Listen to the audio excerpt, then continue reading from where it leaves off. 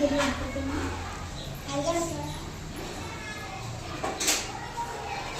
ಇವತ್ತಿನ ತರಗತಿ ಒಳಗೆ ನಾನು ನವೋದಯಕ್ಕೆ ಬರುವಂತಹ ಚಿತ್ರ ಸಮಸ್ಯೆಗಳ ಮೇಲೆ ಒಂದಿಷ್ಟು ಚಿತ್ರಗಳನ್ನು ಬರ್ತೀನಿ.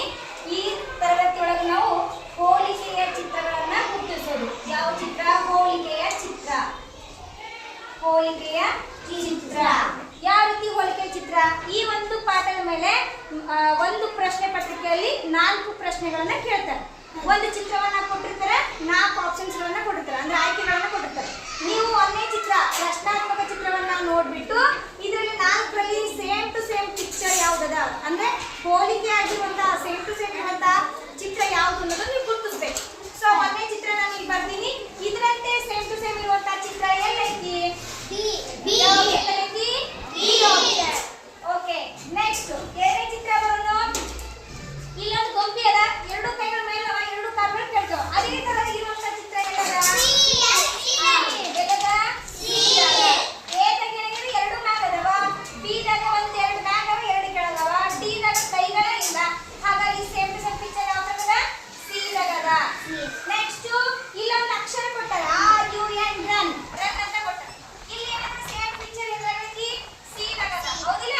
ಸಿ ದಾಗ ಅದ. ಎನ್ ದಾಗ ಏನದ? ಎನ್ ಯು ಆರ್ ಅದ, ಯು ಆರ್ ಎನ್ ಅದ, ಆರ್ ಎನ್ ಯು ಅದ. ಅಂದ್ರೆ ಹಿಂದ ಮುಂದೆ ಮಾಡಿ ಕೊಟ್ಟಾರ. ಸೊ ಸರಿಯಾದ ಉತ್ತರ ರನ್.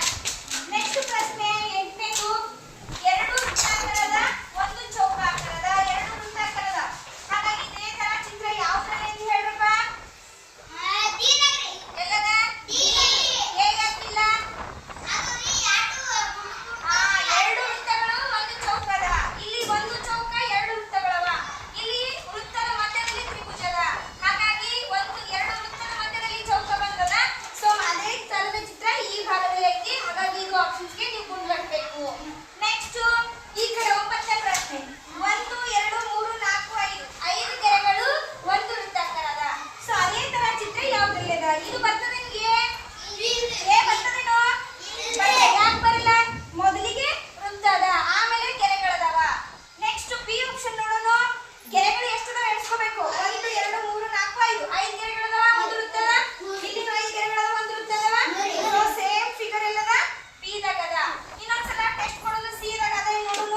ಸಿ ದಾಗ 1 2 3 4 ಗೆರೆಯವ, 1 ವೃತ್ತ ಅದ.